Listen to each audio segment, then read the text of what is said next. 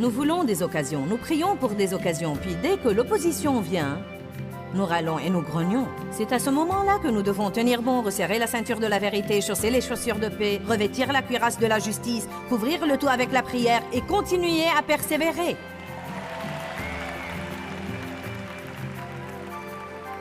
Restez avec nous dans Jouissez de votre vie.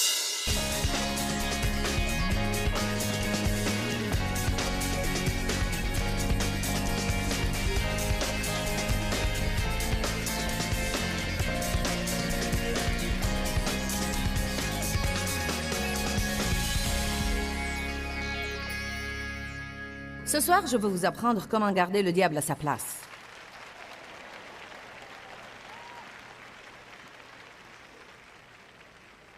Amen. Satan est l'ennemi, Dieu est votre ami. Le diable est mauvais et Dieu est bon. Vous avez l'autorité sur le diable. Et non uniquement les pasteurs. Vous avez l'autorité sur le diable en tant que croyant au Seigneur Jésus-Christ. Dieu vous a créé pour gouverner et pour régner. Pour être la tête et non la queue, en haut et non en bas. Vous êtes censé garder Satan sous vos pieds. Allons à Genèse 1. À commencer par le verset 24. « Et Dieu dit que la terre produise des êtres vivants selon leur espèce, bestiaux, petites bêtes, et bêtes sauvages de la terre selon leur espèce. Et il en fut ainsi. Et Dieu fit les bêtes sauvages de la terre selon leur espèce, et les bestiaux selon leur espèce, et toutes les petites bêtes de la terre selon leur espèce. Et Dieu vit que cela était bon. Et Dieu dit... Nous, le Père, le Fils et le Saint-Esprit ferons l'homme à notre image, selon notre ressemblance, et qu'il ait l'autorité complète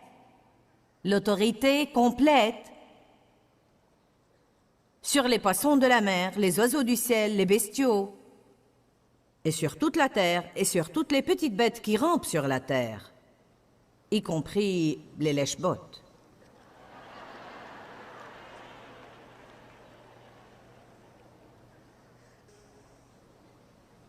Donc Dieu créa l'homme à son image. À l'image et à la ressemblance de Dieu, il le créa. Mâle et femelle, il les créa.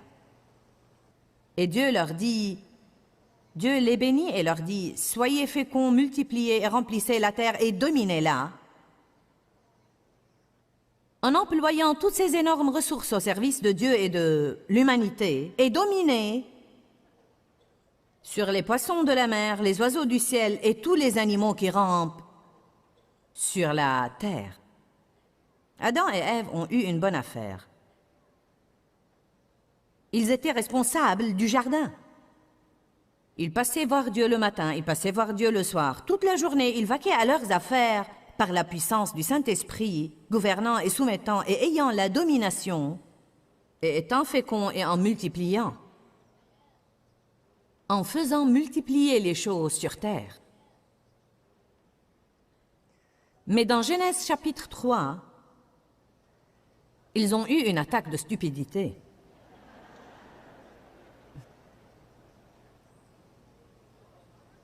Verset 1. « Or le serpent était la plus astucieuse et la plus rusée de toutes les bêtes des champs que le Seigneur Dieu avait faites. » Le serpent qui est évoqué là était Lucifer, qui a été créé par Dieu comme archange, et qui était responsable de l'adoration, mais qui s'était rebellé et a dû être flanqué hors du ciel. Il a atterri sur terre. Il détestait l'humanité, il détestait la création de Dieu. Tout son travail consistait à tromper et à éloigner l'humanité de Dieu, car il détestait tout ce qui rendait Dieu heureux. Il était trompeur et rusé. Et Satan dit à la femme, « Dieu a-t-il réellement dit, vous ne mangerez pas de tous les arbres du jardin ?» Et la femme répondit au serpent, « Nous pouvons manger du fruit des arbres du jardin, mais pas du fruit de l'arbre qui est au milieu du jardin. Et Dieu a dit, vous n'en mangerez point, et n'y toucherez point, de peur que vous ne mouriez. Mais le serpent dit à la femme, non, vous ne mourrez point. À ce moment-là, cette femme aurait dû ouvrir la bouche et dire, menteur! Arrière de moi! Hors de ma vue, car je sais ce que Dieu a dit. Tout ce que tu dis est différent de ce que Dieu a dit. Je sais que Dieu est vérité et que toi, tu mens. Combien l'histoire aurait différé? Mais elle a écouté le diable comme le font beaucoup de nous. En écoutant le diable et en faisant ce que Dieu lui avait dit de ne pas faire, et avec Adam, suivant sa suggestion et faisant ce que Dieu lui avait dit de ne pas faire, ils ont livré leur autorité à Satan. Ils ont livré leur autorité à Satan. Eh bien, Dieu avait déjà un plan de rédemption arrêté avant même que l'homme soit trompé. Envoyer son Fils unique Jésus pour nous racheter de l'ennemi et pour nous rendre l'autorité qu'Adam avait cédée. Il y a des écritures dans tout le Nouveau Testament qui parlent de l'autorité du croyant. L'autorité du croyant. C'est une des grandes révélations que j'ai eues il y a 25 ans, quand j'ai d'abord commencé à écouter le genre d'enseignement que je donne là. J'ai commencé à lire de bons livres chrétiens. Nous devons savoir que nous avons un ennemi. Le diable ne peut pas vous blairer. Il vous méprise. Ce n'est pas parce que vous décidez de servir Dieu et faire quelque chose de bien que le diable va s'endormir et vous laisser tranquille. Vous devez savoir comment persévérer. Avec chaque occasion vient l'opposition. J'ai dit, avec chaque occasion vient l'opposition. Nous voulons des occasions, nous prions pour des occasions, puis dès que l'opposition vient, nous râlons et nous grognons. C'est à ce moment-là que nous devons tenir bon, resserrer la ceinture de la vérité, chausser les chaussures de paix, revêtir la cuirasse de la justice, couvrir le tout avec la prière et continuer à persévérer.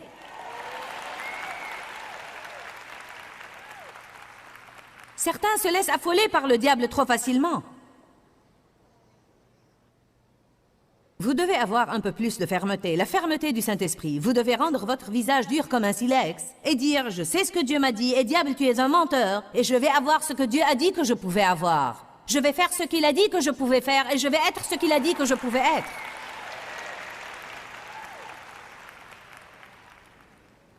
Chaque fois que le diable essaye de vous dire que vous êtes nul, vous devez dire « menteur ». Je suis la justice de Dieu en Christ. Je vais vous dire une chose, vous devez répondre au diable. Oui, j'ai dit, vous devez répondre au diable. Jésus l'a fait et vous pouvez le faire. Dans Luc chapitre 4, la Bible dit, le diable dit à Jésus et Jésus répondit au diable. Il est écrit et il lui citait une écriture. Dieu a eu à me rappeler ce principe puissant la semaine passée. Mon esprit était assailli sur un certain plan. Le martèlement répété, la façon d'opérer de l'ennemi, c'était quelque chose que je n'avais pas connu pour un moment. Vous prenez une certaine victoire, le diable vous laisse tranquille, peut-être pour une saison, mais il attend un moment plus opportun et il revient en une nouvelle saison. Parfois, quand vous vous y attendez le moins, ça arrive à vous désarçonner. C'est comme « Oula !» Le diable attend parfois longuement les gens qui ont finalement acquis une certaine révélation. Il attend le temps qu'il faut qu'ils oublient plutôt ce principe et garde cette attaque en attente quelque part, puis il commence à attaquer à nouveau. Vous avez oublié comment le combattre. Le Saint-Esprit a dû me le rappeler. Ouvre ta bouche et fais la guerre avec la parole. Ouvre ta bouche et fais la guerre avec la parole. Quand vous faites quelque chose de mauvais et que vous vous repentez et vous demandez à Dieu de vous pardonner et vous continuez à vous sentir coupable, c'est un des moyens les plus rapides avec lequel vous pouvez vous débarrasser du diable, car ce n'est pas Dieu qui vous condamne, c'est le diable qui vous condamne. Satan vous tentera de faire quelque chose, puis vous accusera et vous condamnera pour la même chose qu'il vous a persuadé de faire. Amen. La Bible dit dans Romains 8 que ce n'est pas Dieu qui nous condamne, ce n'est pas le Christ, mais l'ennemi. Vous devez le savoir. Vous devez ouvrir la bouche et dire « Il n'y a aucune condamnation pour ceux qui sont en Christ.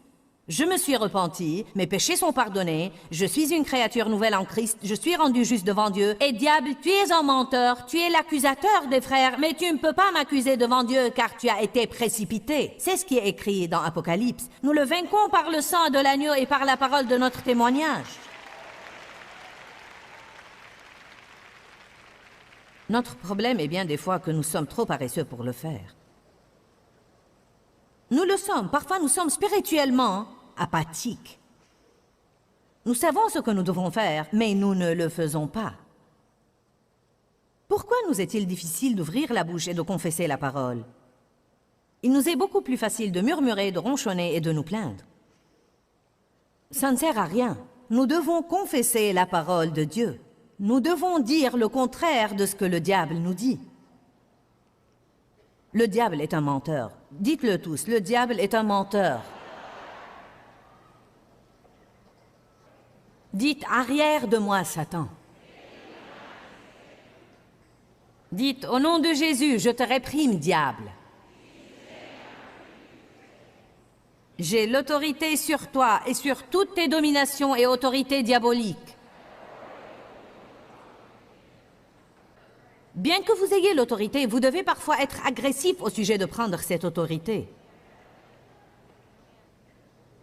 Dans Matthieu 11, il est écrit « Le royaume des cieux est assailli avec violence, mais ce sont les violents qui s'en emparent. » Vous devez parfois combattre le bon combat de la foi, mais nous ne devons pas combattre tout le temps.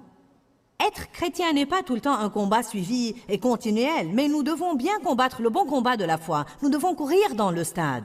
Il y a des moments où nous devons tenir bon. Il y a des moments où il faut un peu de travail et un peu d'effort. Souvent, nous voyons des gens venir travailler dans le ministère, puis ils sont en butte aux attaques.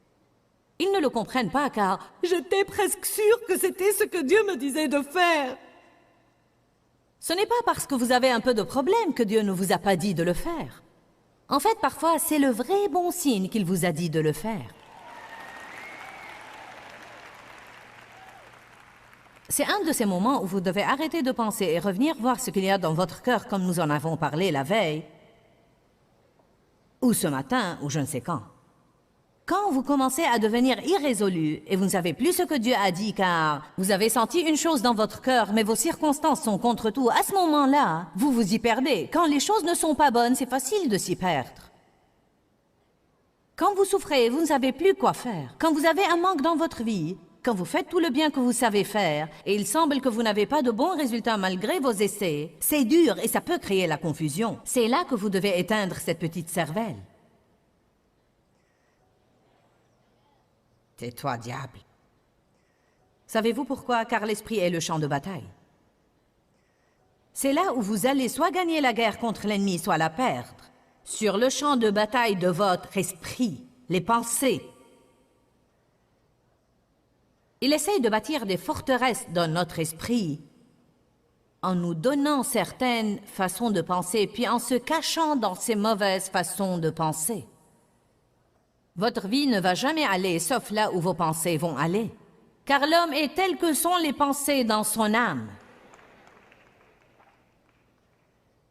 Les armes de notre combat ne sont pas charnelles, mais elles sont puissantes par la vertu de Dieu. Pourquoi faire? Pour renverser des forteresses. En faisant quoi? En renversant les raisonnements prétentieux et toute hauteur qui s'élève contre la connaissance de Dieu. Pensez, pensez, pensez. Nous vivons dans une maison faite de pensées. Nous bâtissons notre vie par nos pensées. Vous ne pouvez pas aller autre part que là où votre esprit va aller. Vous ne ferez jamais de grandes choses si vous ne pouvez pas concevoir dans votre esprit que vous pouvez faire de grandes choses au nom de Jésus. Vous ne surmonterez jamais vos problèmes tant que vous pensez à l'esclavage.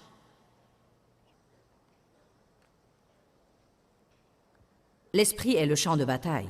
L'esprit est le champ de bataille. Les gens ont tellement de problèmes avec leur esprit. J'ai écrit depuis des années un livre intitulé « Le champ de bataille de l'esprit ». Pourquoi? Parce que les gens ont des ennuis avec leur esprit. Satan assaille notre esprit. Satan a dit à Jésus, « Vous savez quoi, je crois qu'il a parlé à son esprit juste comme il parle à notre esprit. » Jésus a dit au diable, « Il est écrit. » Puis l'ennemi a essayé de se servir de Pierre pour porter Jésus à ne pas aller à Jérusalem pour réaliser le plan de Dieu pour sa vie. C'est écrit dans Matthieu 16. Jésus a dit, « Maintenant nous devons aller à Jérusalem et il faut que je souffre là-bas. » Et il a dit que le moment était venu. Pierre a dit, « Oh non Seigneur, cela ne t'arrivera pas, tu ne peux pas aller là-bas. » Jésus a dit, « Arrière de moi Satan, tu es pour moi occasion de chute. » Il ne s'est pas soucié de blesser Pierre, car il savait à qui il avait affaire. Il savait qu'il n'avait pas affaire à Pierre, il savait qu'il avait affaire à un esprit ennemi qui essayait de se servir de Pierre. Il y a des personnes dans votre vie qui, bien qu'elles soient bien intentionnées, l'ennemi, s'il peut trouver un accès par elles, s'il ne peut pas vous atteindre, il essayera de vous atteindre à travers quelqu'un d'autre.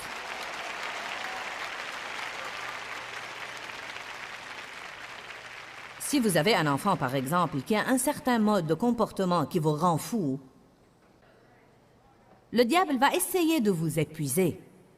Ce sera cette chose-ci, puis cette chose-là, puis celle-ci. Ça va très bien pour vous, puis vous êtes comme « Oh non, pas ça !» Beaucoup de fois, l'ennemi sait ce qu'il faut pour vous achever. Allez maintenant. Nous ne luttons pas contre la chair et le sang, mais contre les autorités et les esprits méchants dans les lieux célestes. Prenez toutes les armes de Dieu, afin de pouvoir résister dans le mauvais jour du danger. Et après avoir tout mis en œuvre, restez ferme et tenez bon. Parfois, vous êtes attaqué et vous ne pouvez pas avancer, mais vous pouvez au moins tenir bon et ne pas aller en arrière.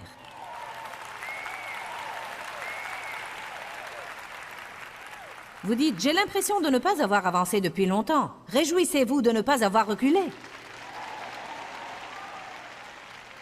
Au moins, vous tenez bon et vous restez ferme. J'aime toujours dire, tenez bon, l'aide est en route. Qu'est-ce qu'on dit en général quand on est sur la corde raide? Faites un nœud et attendez.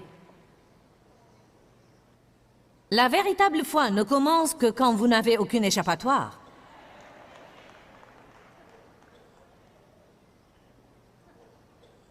Jésus a dit, plutôt la Bible dit, le Fils de Dieu apparut afin de détruire les œuvres du diable.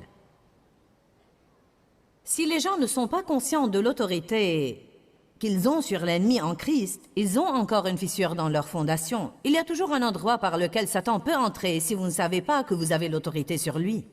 Je vais vous indiquer le moyen par lequel vous devez exercer cette autorité et certaines des choses que vous devez faire dans votre vie si vous voulez marcher selon cette autorité. Avoir l'autorité est une chose, marcher selon elle en est une autre. Nous avons eu des personnes dans notre direction que nous avons investies d'autorité. Et pourtant, parce qu'ils n'ont pas su comment marcher selon cette autorité, les employés dans leur département ne les écoutaient toujours pas, bien qu'ils aient légalement notre autorité pour gérer ce département, parce qu'ils ne marchaient vraiment pas selon cette autorité. Ça ne leur a servi à rien. Je marche selon l'autorité que Dieu m'a donnée. Quand je monte en chair, je le sens. Je sais que je commande. Je sais que Dieu m'a donné une autorité spirituelle pour gérer ces réunions. Et si n'importe qui essaye de causer du grabuge dans nos réunions, nous les arrêtons.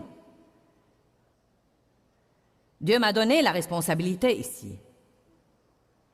Il n'y a pas de mal à cette attitude. Je ne me lève pas pour l'annoncer tout le temps comme je le fais maintenant, mais je sens cette autorité. Je ne laisse pas cette chair sans surveillance car je crois qu'il doit y avoir une présence d'autorité. Si je dois aller quelque part, peut-être aller aux toilettes ou quelque chose comme ça, je veille à ce qu'il y ait quelqu'un qui puisse prendre l'autorité si besoin est. Là où il n'y a pas d'autorité, Satan écrase les gens. Pensez à tous les gens du monde, même les chrétiens, qui ne savent pas qu'ils ont l'autorité sur Satan et il les rend fous tout le temps parce qu'ils ne savent pas qu'ils ont l'autorité. Dites, j'ai l'autorité. En tant que croyant, j'ai l'autorité.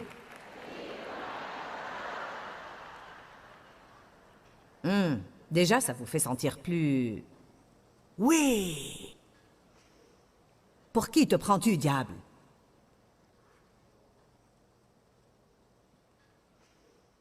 Ne jouez pas au plus fin avec le diable en le tolérant pour 3 semaines pour voir combien ça va devenir grave avant de l'attaquer. La Bible dit dans 1 Pierre 5, « Résistez au diable depuis le début. » Allez, dès qu'il commence à vous mentir, dès que vous commencez à vous sentir déprimé et découragé, attaquez-le. N'attendez pas à ce que vous soyez tellement au fond du fossé qu'il va falloir un camion de chrétiens pour vous retirer.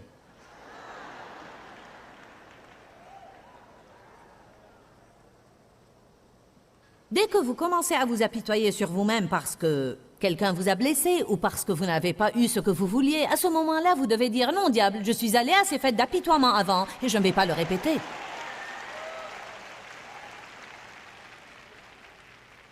Une des choses que nous devons faire si nous voulons résister au diable, c'est que nous devons apprendre à dire non. Non, diable, non, non, non, je ne vais pas rester fâché. Je ne vais pas rester offensé. Non! Non, je ne vais pas me venger. Je ne vais pas bouder et faire des bêtises. Non, non, non, non, j'ai envie de le faire, mais je ne vais pas le faire.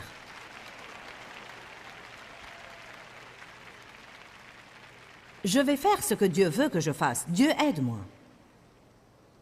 Que pensez-vous veut dire résister au diable?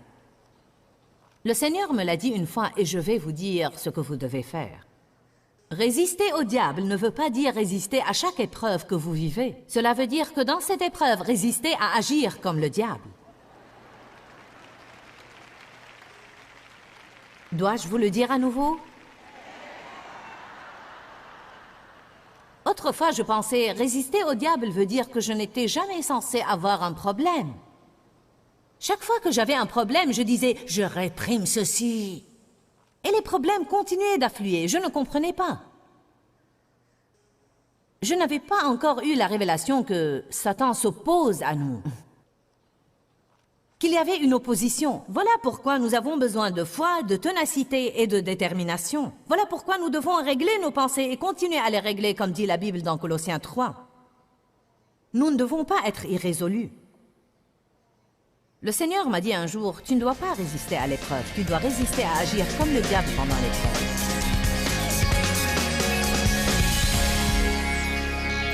L'enseignement aujourd'hui est intitulé « Avez-vous une fissure dans vos fondations ?» Et j'espère vous avoir aidé par cette parole à boucher certaines des fissures que vous avez peut-être trouvées dans les fondations de votre foi ou les fondations de votre marche avec Dieu.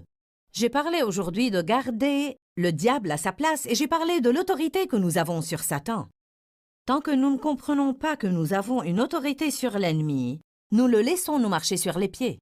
Dans Luc 10, 19, la Bible dit « Voici, je vous ai donné l'autorité et le pouvoir de marcher sur les serpents et les scorpions et sur toute la puissance de l'ennemi, et rien ne pourra aucunement vous nuire. » Alors comprenez qui vous êtes en Christ et comprenez que vous êtes investi d'autorité sur Satan et qu'il n'a aucune autorité sur vous.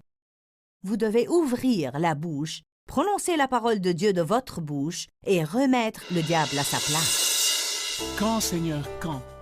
Dans ce livret, Joyce Meyer vous apprend à faire confiance au temps de Dieu. Pour obtenir ce livret gratuitement, écrivez-nous à Joyce Meyer, boîte postale 40095-6300, Larnaca, Chypre. Ou bien visitez notre site web www.joycemeyer.org/fr.